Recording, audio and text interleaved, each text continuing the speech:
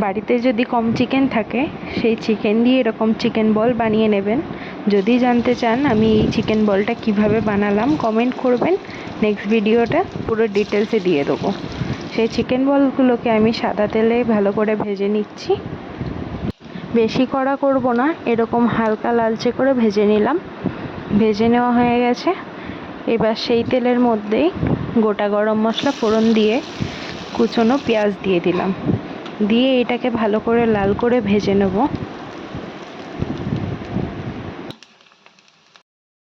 পেঁয়াজটা ভালো করে লাল করে ভাজা হয়ে গেছে। এবার এর মধ্যে আদা রসুন আর কাঁচা লঙ্কা বাটা দিয়ে দিলাম, দিয়ে এটাকে ভালো করে কষিয়ে নেব। এবার এরই মধ্যে সামান্য টমেটো সস দেব, স্বাদ মতো নুন দেবো। আপনারা আপনাদের স্বাদ মতন নুনটা দিয়ে দেবেন। এবার এর মধ্যে হলুদ গুঁড়ো দেব, সামান্য লঙ্কার গুঁড়ো, যেহেতু আগে লঙ্কা বেটে দিয়েছি তাই এখানে লঙ্কার গুঁড়োটা বুঝে দেবেন, আর 1 চামচের মতন ধনের গুঁড়ো আর গোটা গরম মশলার এখানে যেই জলটা ব্যবহার করছি এই জলটার জন্যই টেস্টটা আরও বেড়ে গেছে।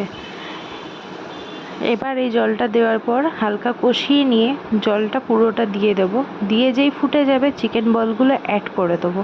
দিয়ে দেখুন তৈরি হয়ে গেল আমাদের চিকেন বল কারি, বা চিকেন মুইঠাও বলতে পারবে। অনেকটা ঠিক মুইঠার মতনভাবেই বানিয়েছি। ফুল ডিটেলসে যদি দেখতে চান কমেন্ট করবেন, আমি অবশ্যই পুরো ভিডিও দেওয়ার চেষ্টা করব।